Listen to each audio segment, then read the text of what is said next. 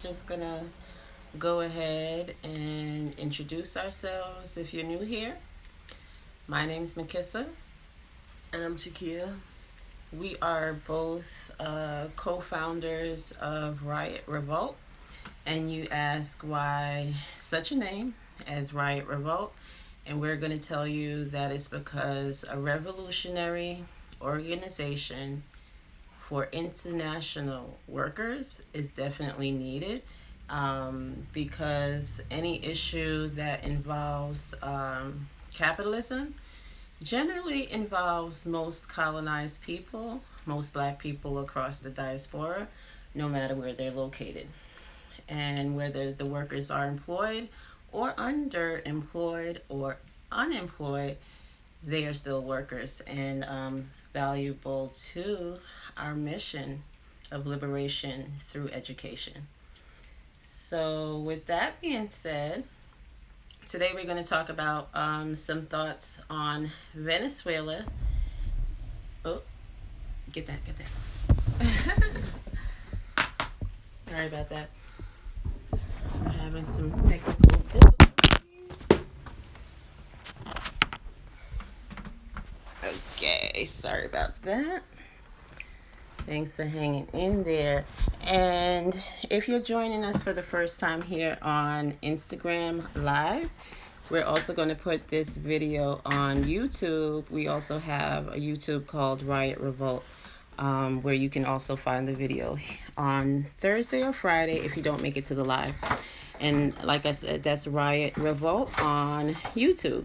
So today we're going to talk about Venezuela and other imperialist dreams, right? So, imperialist dreams and wishes include things like embargoes and sanctions on other nations. So, I think it's important to talk about like the basics. What is an embargo and what is a sanction? So, an embargo is, if you use it as a noun, an official ban on trade or other commercial activity with a particular country. If you use it as a verb, it means impose an official ban on trade or country or commodity. The country has been virtually embargoed by most of the non-communist world. And that's an example that I just pulled from the internet, which tells on itself so much when it comes to what they push as their agenda, as whatever the communist world is. And I think that mostly means freedom. So wherever freedom exists for the people, the United States wants to impose an official ban on trade or country or commodity. In this case, we're going to talk about Venezuela. We're also going to, oh, you want to fix that? Thank you.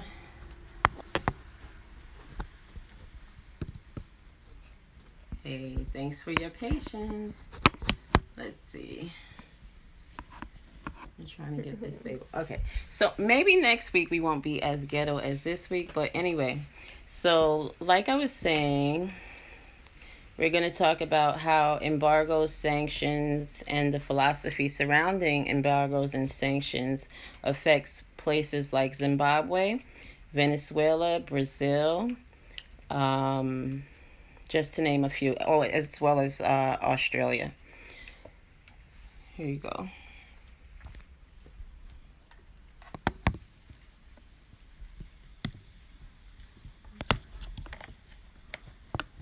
Maybe this has to be turned around. Hold on, y'all. We're trying to get this situated for you guys.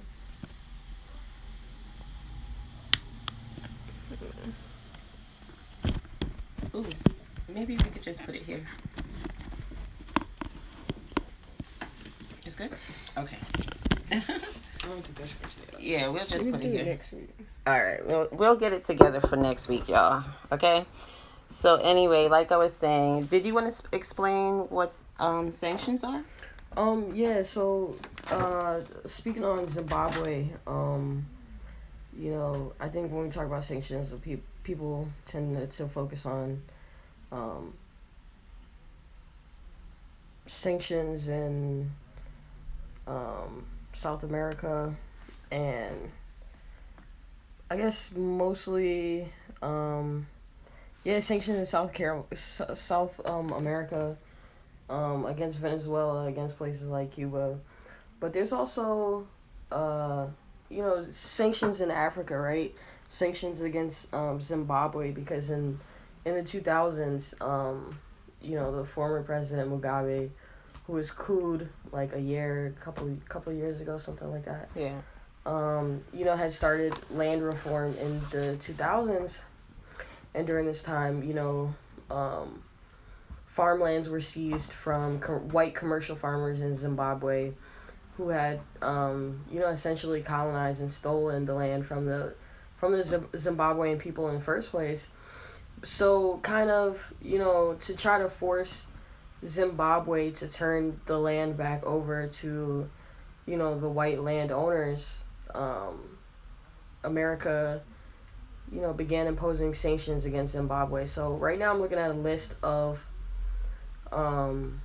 individuals, state-owned enterprises, and other private enterprises that are that have sanctions against it, from just the U.S., right? And so of the what's listed as other enterprises, which is mostly farms and export companies within Zimbabwe, listed under other enterprises, 25 businesses, or 25 farms are on the embargo list, about 40 other enterprises, about a dozen state-owned enterprises, and a list of individuals sanctioned by the U.S. government is maybe 100 people long. I'm looking at it right now. So the full page. So, the individuals and businesses sanctioned by the U.S. Is about 2 pages long, right? And of the individuals, where do you find this information? This is, you can go right down to the the State Department website, state.gov, and check out, which countries are sanctioned by the U.S., and you can even go there and find out which individuals are sanctioned by the U.S., what farms and businesses. So, yeah, when we talk about sanctions, sanctions aren't just applied to, socialist states in South America, but sanctions are huge in the African continent, especially with Zimbabwe. So. And what does it mean, sanctions? What do they mean? So here there's a definition that says, from what I understand, a sanction is pretty much the same as an embargo. I was just wondering earlier, because sometimes you hear the language of embargo, sometimes you hear the language of sanction. But so a Google search tells us that a sanction is a measure taken by a nation to coerce another to conform to an international agreement of norms of conduct, typically in the form of restrictions on trade or on participation in official sporting events. So. Right. And then for sanctions, the philosophy surrounding it is a consideration operating to enforce obedience to any rule of conduct. And there's a quote here. It says, U.S. sanctions are designed to ensure that Maduro and his cronies don't profit from illegal gold mining, state-operated oil operations, or other business transactions that would enable the regime's criminal activity and human rights abuses.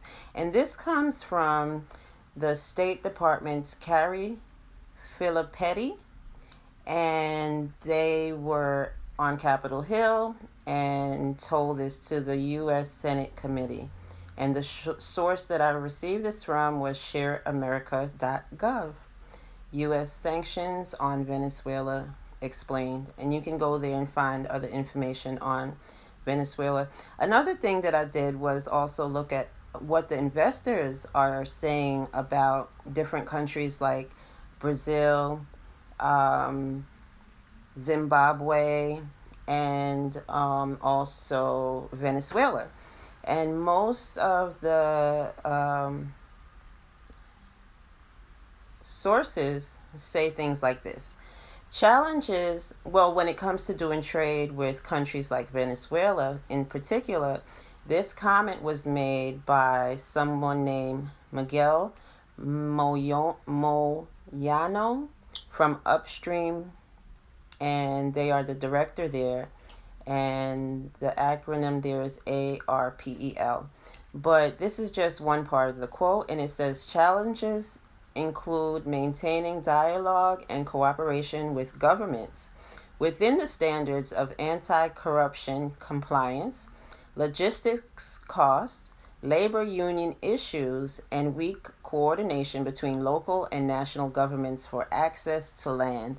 So these investment companies are not being ambiguous anymore. They're just telling you directly that they want the land so that they can just plunder and pillage as they like. And the reason that they want this land, because Venezuela has an estimate, and I'm sure this is a vast undermining of what is actually in Venezuela, but it says the estimate here is that $14.3 trillion worth of natural resources is in Venezuela alone. Then for Brazil, they're stating that it's $21.8 trillion, including gold, iron, oil, and uranium. And then, as you know, timber, which is the country's most valuable natural resources. And this is one of the main reasons that the Aboriginal people in Brazil are being basically murdered for the timber in the Amazon there. Another thing that is said about the investment sites is that Zimbabwe has 60 different types of minerals, 40 of which has been historically exploited to various extents. Production since 2000 has been dominated by about 10 minerals, which are gold, platinum, coal, nickel, chrome, diamonds, and of course, lithium. And lithium was recently in the news again when it comes to billionaires and trade when Elon Musk made a comment. Did you want to speak on that? Oh yeah, so just thinking about well, I guess I just wanted to tell everybody the reason we even thought to mention Zimbabwe is because Zimbabwe was like in the news a month or two ago. There was a CNN article talking about how Zimbabwe's government had approved a couple $1 billion in reparations for white farmers who were expropriated during the 2000s. And so that kind of just, I guess, got us to thinking about, what is so important about the land? Like, why, I mean, in general, everywhere, colonialism boils down to this question about land, right? But just trying to investigate, what is so valuable about Zimbabwe. And so, we learned about the lithium and then also connected that to lithium in other places and in other regions of the world, because right now you have Elon Musk out here talking about where he gets his lithium, which is in Australia. And so just Zimbabwe has some of the largest lithium deposits in the world, along with Bolivia.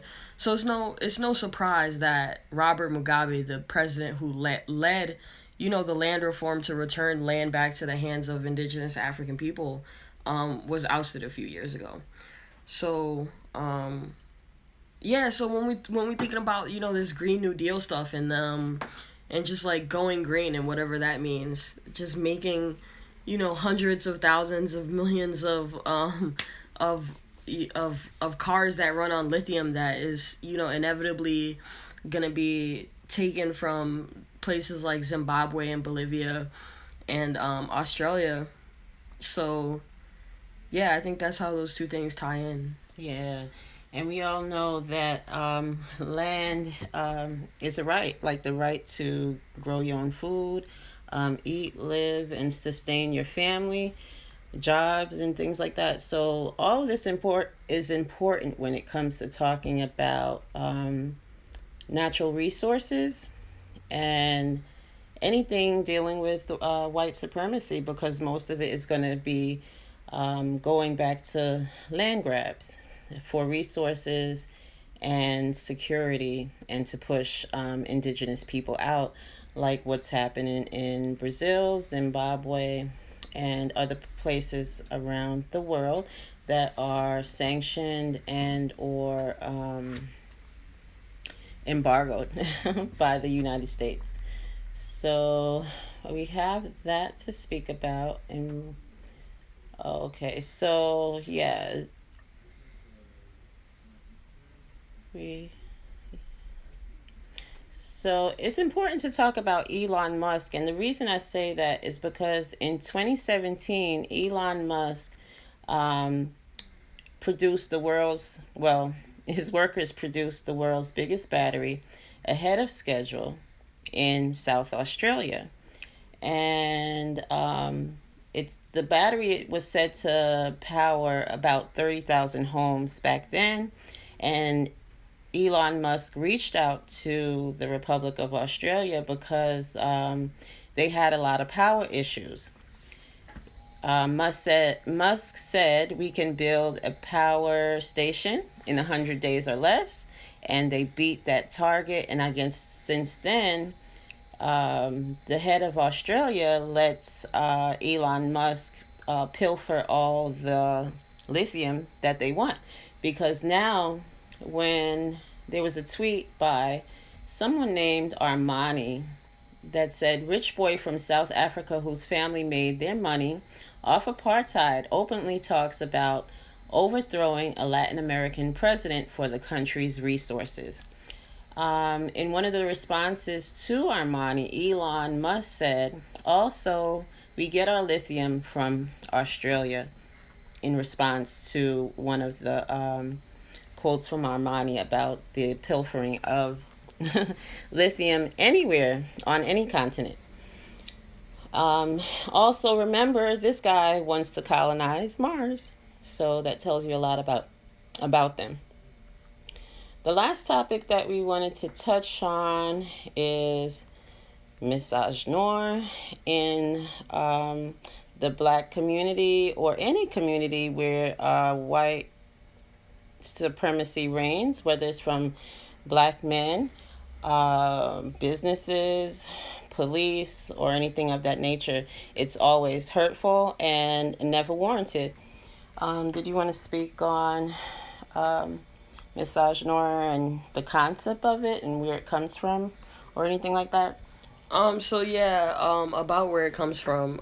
It was a Sorry. phrase that it was a phrase that I learned from, I guess, the internet. I think a person around my age, a young black woman Moya Bailey. Moya Bailey, thank you. There it is. Had coined that term. It's just a term to talk about, this specific type of misogyny that black women face. Because the misogyny is compounded by race, and so putting these factors together, it's like a specific type of misogyny against black women. So Right. So what led you to even bring up this discussion on misogynoir? um, I don't I don't know, just something that's always relevant, I suppose. Yeah, it's definitely always relevant. And one particular reason that I wanted to bring it up was that black women organizers are generally uh, faced with misogynoir by other organizations that claim, uh, black power and black empowerment, and yeah, just give the overall sense that there's black unity.